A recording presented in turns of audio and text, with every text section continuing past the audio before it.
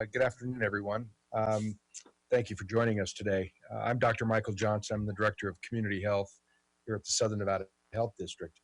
Let me begin today by sharing our latest numbers. Currently, the Southern Nevada Health District is reporting 4,473 confirmed cases and 238 deaths from COVID-19, and we estimate 3,659 people have recovered from COVID-19 in Clark County. In addition, our hospital capacity continues to remain stable, and our numbers, as we've mentioned before, have been plateauing, and we're beginning to see a bit of a decline in some of the indicators that we're looking at, which is also good news. And also good news that our collective social distancing efforts are working. So happy to see that. I'm joined today by Holly Hansen, our manager of the Southern Nevada Public Health Laboratory here at the Health District, and also Dr. Whit Crashauer, who's our medical investigator. As you may be aware, the Health District has been collaborating with our jurisdictional partners to provide testing, community testing resources to seniors and particular minority groups, as well as those who are most at risk for COVID-19. And we're working to expand our community testing sites literally as each week passes. We've also made some changes to our daily report, and we're working on a dashboard, and the report has been revised. Hang on, I lost my screen here. We may have to hold for a minute.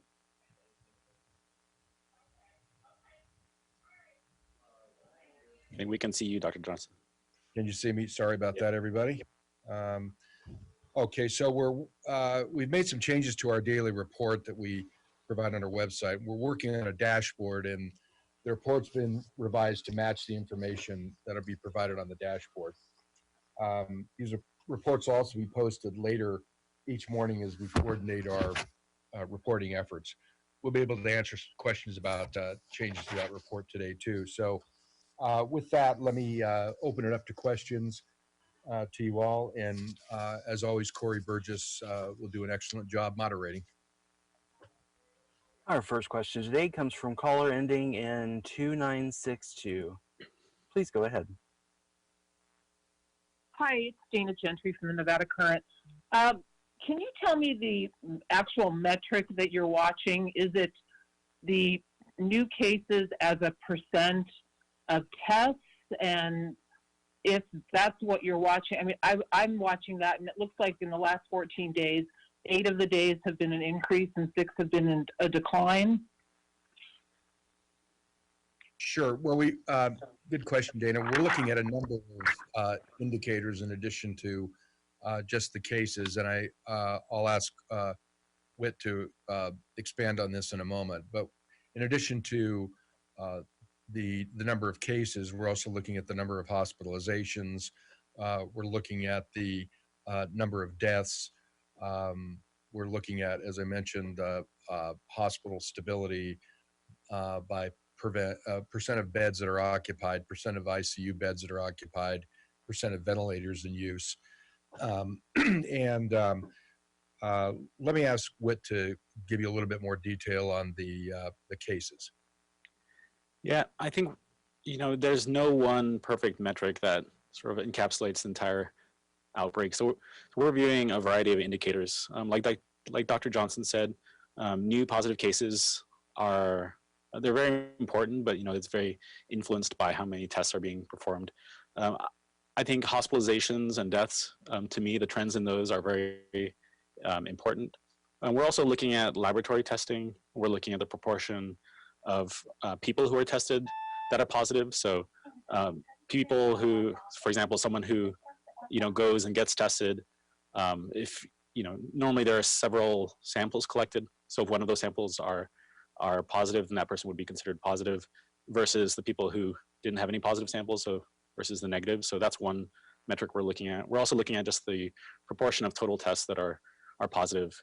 So there are a variety of different indicators. Another thing that sometimes that I think is important to look at as well is when people's symptoms started. I think this is something that's we're going to be posting on the dashboard as well. So far, when we report this data, it's based on sort of the report date. So as we find out about the information, we're giving it out. But one of the most important things is looking at the trend based on symptom onset date. So that gives you a sort of more clear understanding of the transmission that's happening in the community, assuming that that most people will go from being infected to developing symptoms within a certain time period. So yeah, so there are a number of indicators. I think we're sort of looking at all of these holistically rather than just one indicator over another. Yeah, exactly. Our next question today comes from the caller ending in 7309. Please go ahead. Hi, this is Michael Davidson from the Las Vegas News. My question had to be about the number of recoveries that were announced today. There was a large increase. It increased by about 600 estimated recoveries that the health district reported today. I was just wondering, that's a massive increase compared to days prior. I'm wondering what led to the estimation raising so quickly. Right. Good question. Good observation. We're as you probably have observed, our recovery rates prior to the one reported today have been right around, in the high 60s, anywhere from 64 to 68%. Today, the recovery rate was around 81 or 82%. Our epidemiologists are looking into this to determine if what this may be a function of, because you're right, it's a big increase, and we want to of course know what we can attribute it to. I know, Whit, you've been taking a look at this data as well. I don't know if you want to add anything. So yeah, so this sudden large increase just from yesterday to today, I mean, that looks a little bit, I don't know, we want to verify that that's accurate. So I think our epidemiology team is really looking into that to make sure that that is something real and not an error somewhere. So we will be, I think, like delving into that, and if we find it that this is an artifact or an error somewhere, then we'll definitely make that known. But yeah, that's all I can say now. That's right. And I would just mention, as kind of a related point, is that for a number of the indicators and trends that we're looking at, we're also calculating 7-day moving averages to kind of eliminate some of the noise in the up and down bumps that we see, to have maybe a little clearer picture of trends over time. So the data doesn't show as many peaks as valleys, if you will. But we'll keep everybody posted on the big increase in the recovered and what we can attribute that to. Ed Commenda from the Reno Gazette-Journal asks, has the health district provided a report to the local empowerment advisory panel, and can we have a copy of it? Our staff are working with the LEAP group, and I'll have to confirm with staff if we've actually provided them with our first report. I know one of my staff has been working on that, and I know several of our disease surveillance and epidemiology staff are helping to contribute to that report. So I'll have to follow up with you to determine if that's actually been provided to them yet. But we will be working closely with them. Our next question comes from Mary Hines. Please update on testing in targeted communities through strike teams, mobile clinics, and drive-through testing. Yeah, hi, Mary. Good question. Well, we've been, as I mentioned in just my opening remarks, we've been very active in stepping up our community testing here in Southern Nevada. Over the past couple of weekends, we've actually done what we're calling strike team community testing, in particular hotspot areas here in Southern Nevada.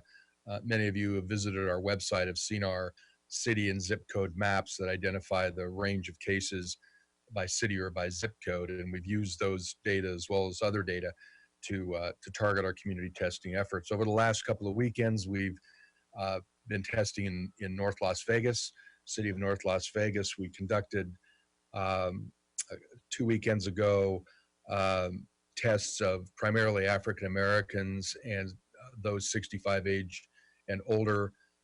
Some days it was by appointment only, some days it was open to all residents of North Las Vegas.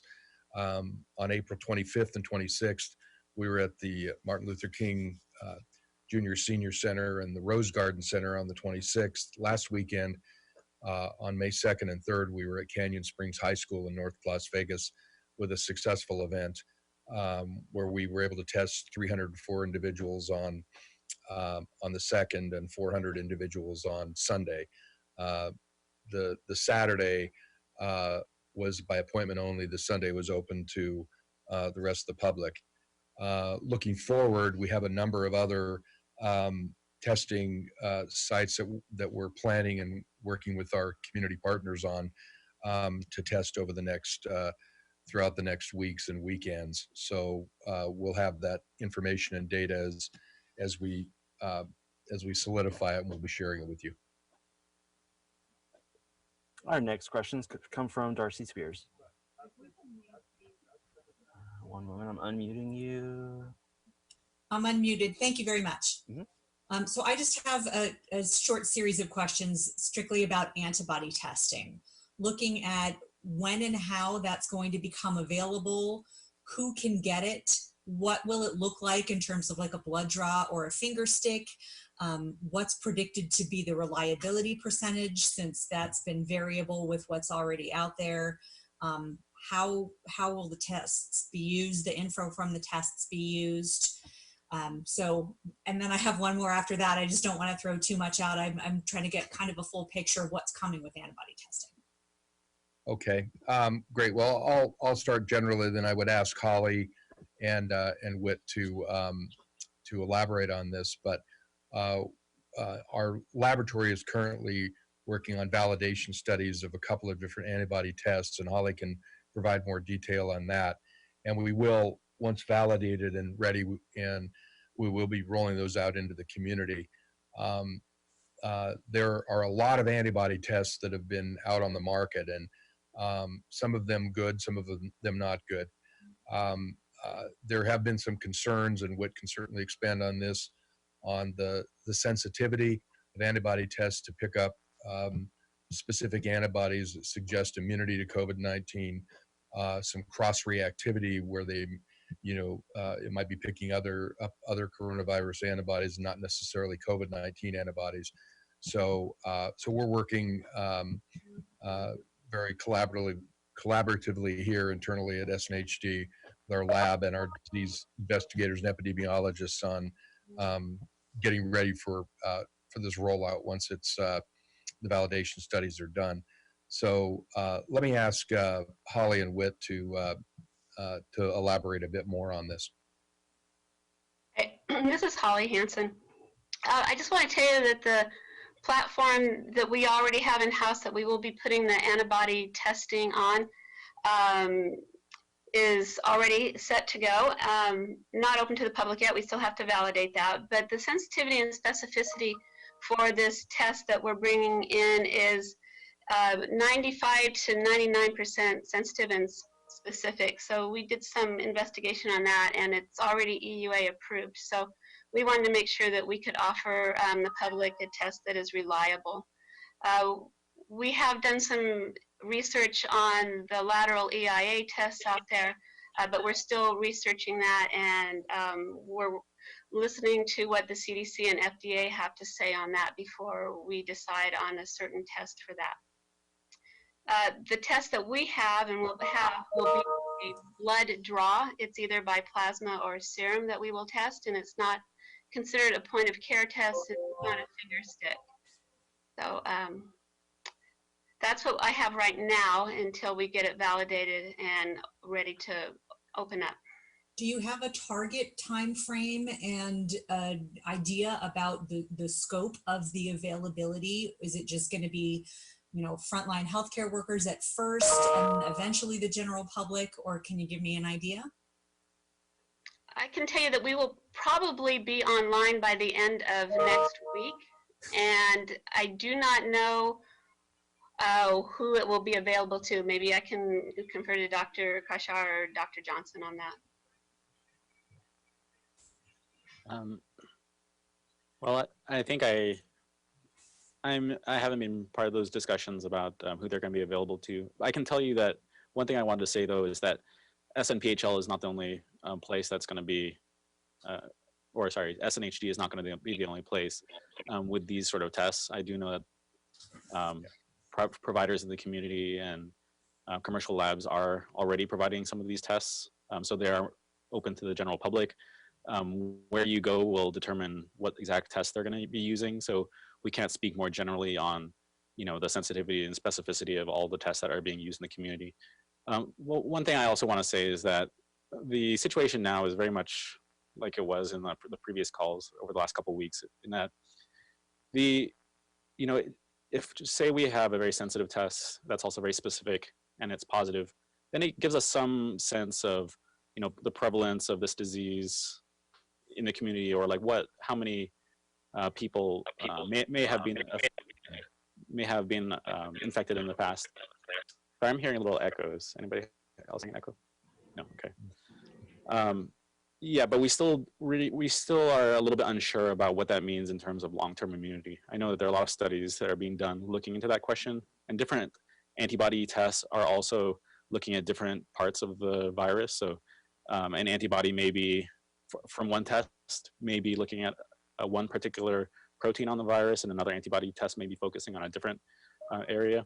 And there is already evidence coming out that one part may be a little bit better than another, or one type of antibody test may be a little bit better than a different type of antibody test. So there's so many unknowns currently. So I think the best thing we can do right now from these is to get a sense of like the prevalence in the community.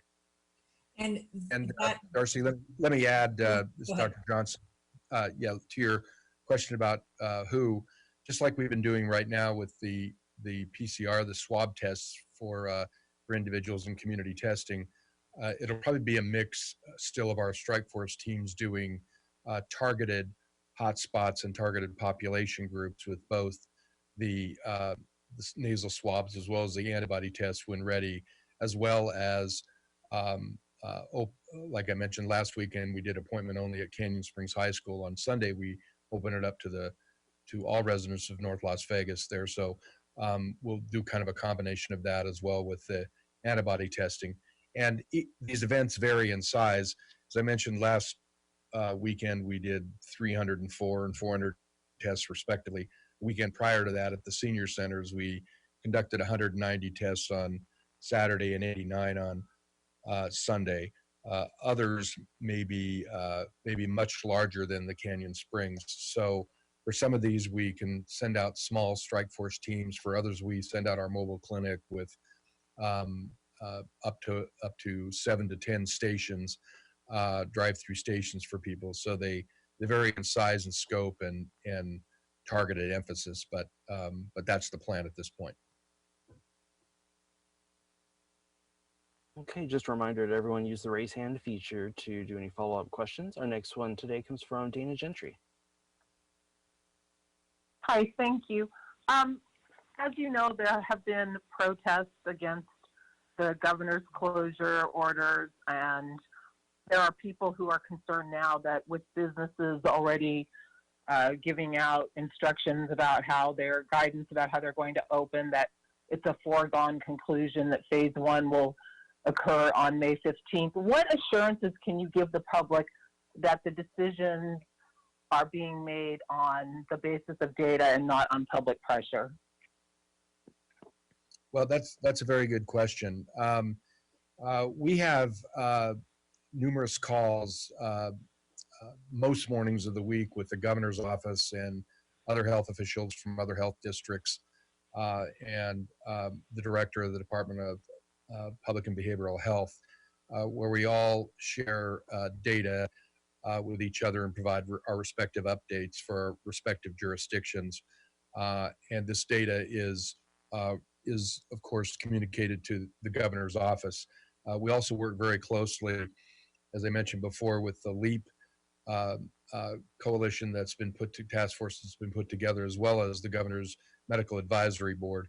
So we're very involved in providing the public health evidence base for where we are with COVID-19 and where we need to be with respect to reopening.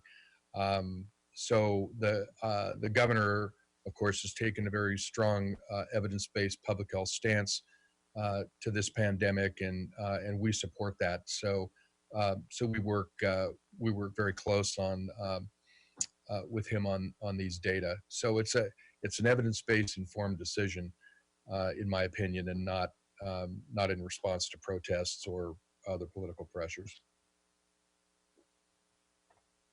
We're going to take another chat question. This is from Ed Commenda. What role will SNHD play in tracking the effects of reopening in order to ensure everyone has best available information about how much reopenings of individual businesses increase the spread of the pandemic? Well, we have been and will continue to work very closely with the resort organizations and numerous businesses here in Southern Nevada.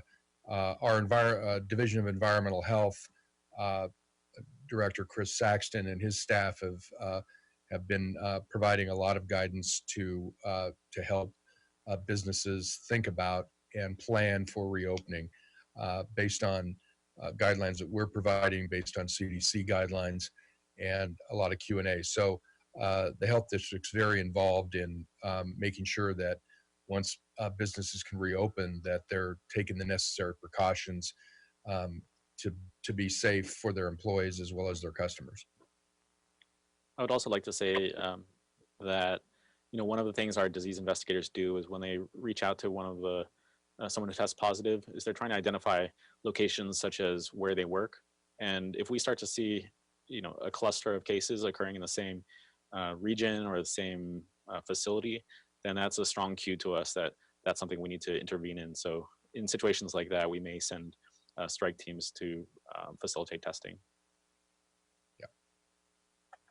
And we have another voice question from Michael Davidson. Hi there.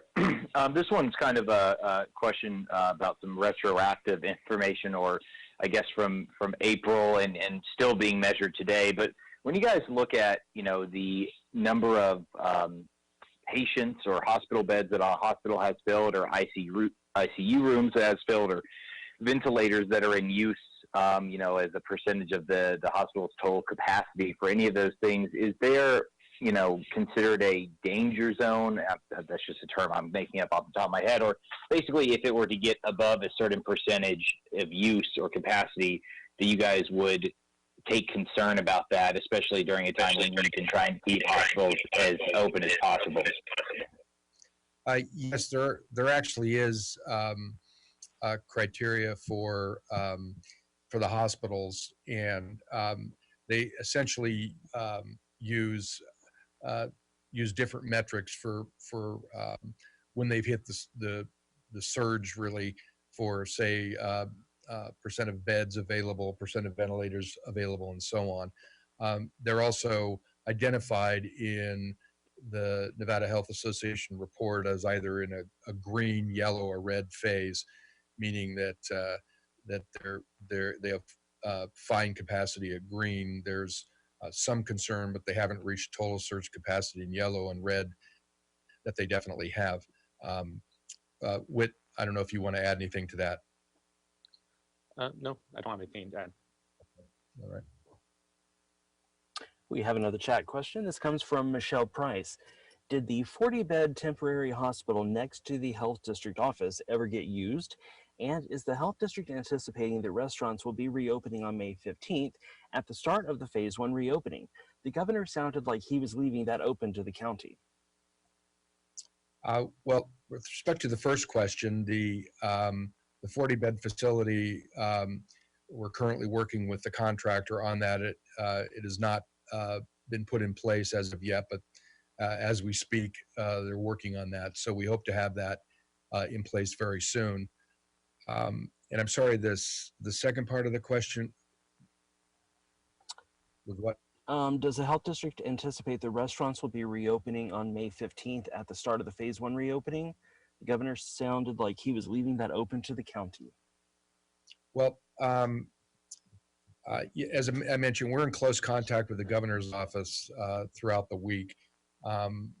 We haven't received any further details or specifics on that now, but we'll work very closely with the governor's office based on what ultimately is his decision on what will open and what won't open during phase 1. We have a voice question. This is from caller ending in 7028. Hi, this is Sue Bell from Veteran Reporter News. Sorry, you're really echoing. I can't hear.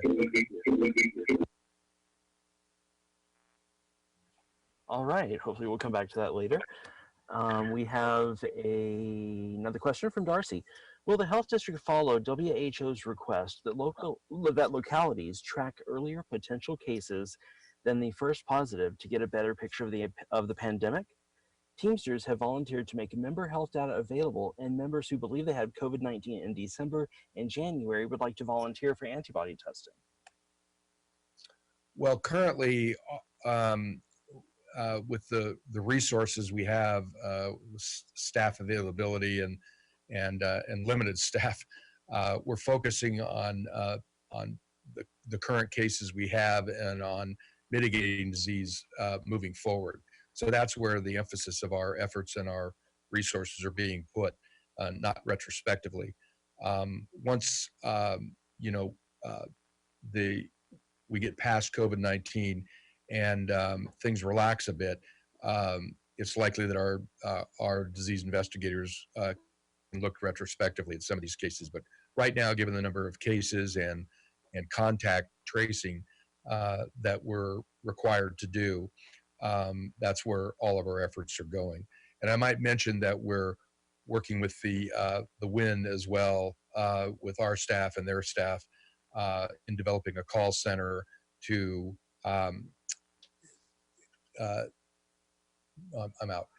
developing a call center to follow up with people who have tested negative and provide them with their results, and also to determine if they have, ask them a series of questions to determine if they have any social service needs that the county can be helpful with. Could I comment on that, Dr. Johnson, about the testing? Yes, please. Absolutely. Yeah, I mean, I think this is a very interesting question, and I think every region across the country sort of would love to know like when this exactly started. And I don't know about you guys, but I think for myself and everyone I've talked to, you always remember, okay, like it was December, it was January, and I had this really bad cold, and it doesn't help that this overlapped with flu season basically, so that's difficult. It's not as useful after the fact to look and see who tested positive with their antibodies. I think for this type of study, you would have to look at people who had blood tests and things like that done earlier, so like in December and January, and if they still had those samples stored, then test those samples. And I think that would give you a better sense. Even then, if you had a positive result, when you do, just say you have a test with, that's 95% sensitive or something like that. If you're testing in a high prevalence setting, then you know that most of the time those numbers are going to be correct. If you test in a low prevalence setting, where just say before COVID even started coming around, if we test a lot of people, you're going to have a higher chance of having false positives. So even in that situation, if we started to see positive tests from just say January, December, we wouldn't really know whether those are true cases or whether those are false positives. So a lot of, I think these type of studies are better done in like a academic setting, especially centers that have maybe collected blood samples for other studies. It's, I think, certainly something I would love to look into in the future, but I think our priority right now is sort of controlling the outbreak that's happening. Absolutely. Our next voice question comes from Vanessa Murphy. Hi, thanks for taking my question. How often are you communicating with the Nevada Gaming Control Board? And as of today, what do you think is a safe date for casinos to reopen? Uh, well, we communicate with the Gaming Control Board uh, probably on a weekly basis, oftentimes through the Multi-Agency Coordinating Center, our MAC, or other specific calls, conference calls that we all may be on. Um, there are specific indicators that the CDC and the governor has laid out for the reopening of Nevada, which of course would include the casinos. And so whether it's the casinos or other businesses, I think meeting these particular criteria of, a 14 day decline in cases, in hospitalizations, hospitalization stability, which we appear to be reaching, looking at positivity rates, looking at increasing community testing, which is happening all over the state, and certainly here in Southern Nevada, as I mentioned, and increasing contact tracing. As I mentioned, we have been doing, and we've stepped it up through the WIN as well. So, yeah, there's a number of indicators that we're looking at, and where we need to be to determine when it's actually going to be safe to open into phase 1 and phase 2 and phase 3. We have a question now from Kyle Wilcox. He's asking, how is the health district preparing for a potential increase in cases once we reopen? Well, Whit, would you like to handle that? Sure. I think, thankfully we've seen a plateau or even a decrease in cases, at least since around like early April. So we are, definitely focusing our efforts right now on contact tracing. I think we still have room to expand, and I think that the contact tracing effort is really vital to controlling things when we reopen. I mean, I think the biggest issue is that if we start to see new cases flare up, if we start to see more cases in a certain region, we have to know about that very quickly, and we have to be able to respond. We have to make sure that all those the contacts of those cases are quarantined. So, I mean, it's every week I wish I had something sort of more interesting to say, but it really just comes down to the contact tracing and making sure that our disease investigation staff have the tools they need and the manpower they need to investigate all these new cases. Right. I mean, certainly, and we've mentioned it before, the more community testing we do, the more cases we're going to find. And that's not a bad thing, because then we can determine who is positive out there and make the necessary recommendations and steps to have them self-isolate, if treatment's necessary, and so on. So we appreciate everybody's patience and just kind of hanging in there while we work very hard to help support the reopening.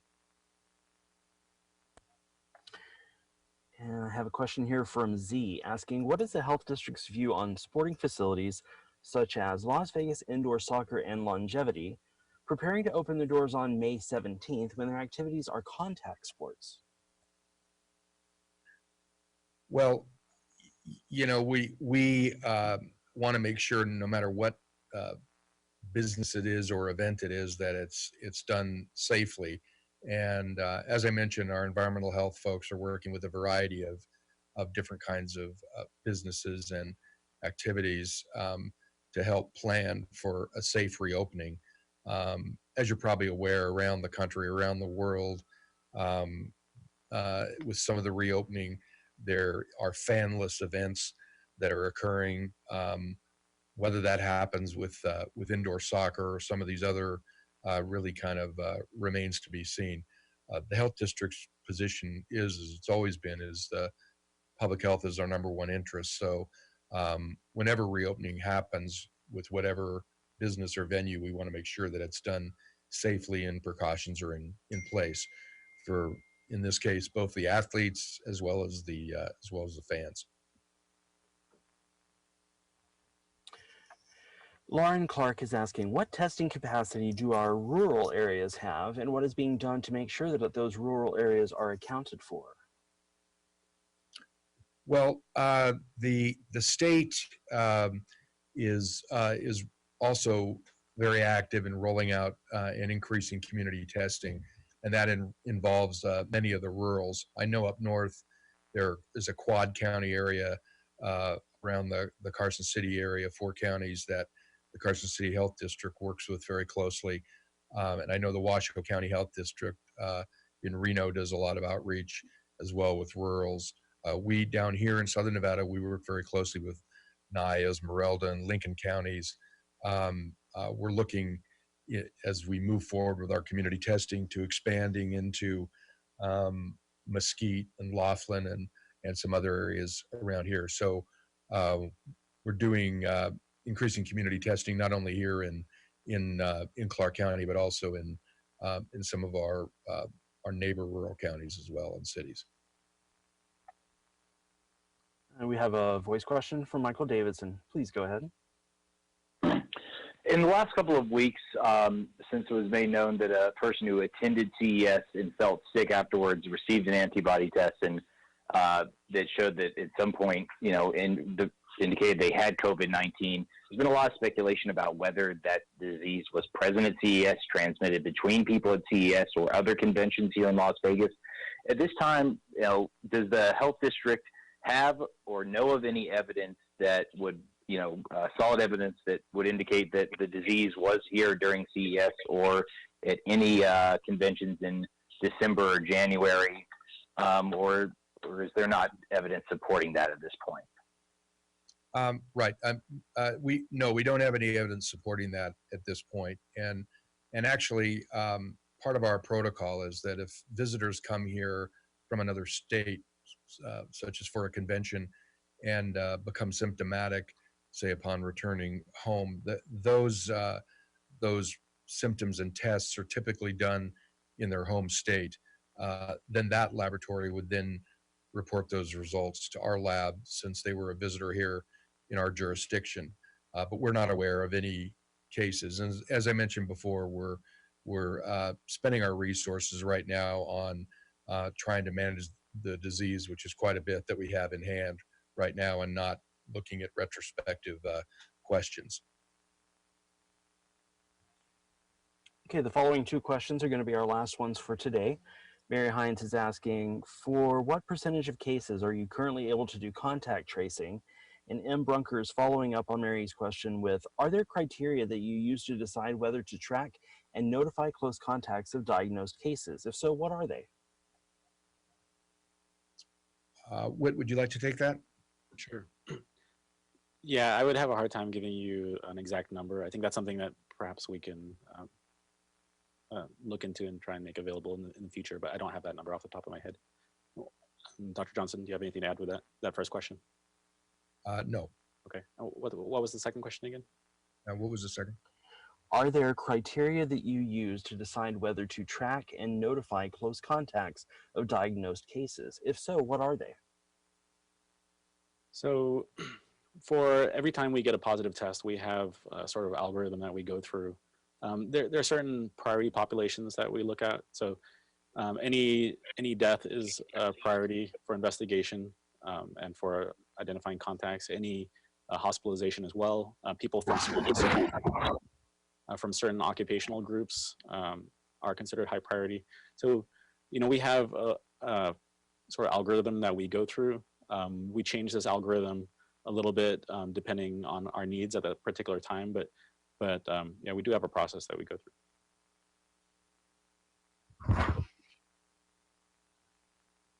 Okay, Dr. Johnson, do you have any final words? We do actually have 2 more questions that just snuck in. Would you like to take those? Sure. Okay, Vanessa Murphy is asking, moving forward, what is the health district's advice on masks for employees at businesses and for customers? The health district has been and is continuing to recommend that folks wear masks when they're in close contact with other people or out in public, such as going to the grocery store, to the pharmacies. These masks don't have to be N95 masks, but they can be cloth masks. There's a variety on the market right now to really protect not only themselves but others. Many of the cases of COVID-19, in fact, upwards of 80%, people may be asymptomatic or have very mild symptoms and and not even know that they're positive and could be shedding the virus. So it's important to wear masks to protect others as well. So that's our position on this. I would also say that we just, as we move into this next phase of beginning to reopen our state, that we just ask people to continue to take the steps to protect themselves. That would include not only wearing masks, but also staying at home and practicing social distancing, certainly washing your hands, sanitizing surfaces that we've been mentioning, but are extremely important in helping prevent spread of this disease. Okay, and Ronia from Fox 5 has our question. This will be the final question for the day. Hi, this is Ronia Kassa. I have a question in regards to medications being used. We have seen remdesivir being used recently to treat COVID. Are you guys using anything specific, or do you have any drugs that you're looking into? We are not using anything specific, although we certainly track very closely the CDC and WHO and FDA guidelines. Whit, would you like to add anything about medications? Sure. As Dr. Johnson said, I can't comment on, I'm here in my capacity here. I'm not actively treating patients, so I can't say what I would use here. But as I understand it, there's the most evidence behind remdesivir at this point, and with hydroxychloroquine and things like that, they're much more likely to have side effects. So I think, given that we have a potentially useful drug, then I would recommend steering away from other drugs where we have less data at this point. I think also hospitals are looking into things like convalescent plasma, and those are things that I think different hospitals and different providers are considering. That's right. Okay, thank you, everyone. Panelists, do we have any further comments for today? I'd just like to thank everybody for taking the time to join us today, and we'll look forward to hearing you and seeing you on our next media availability. Thanks.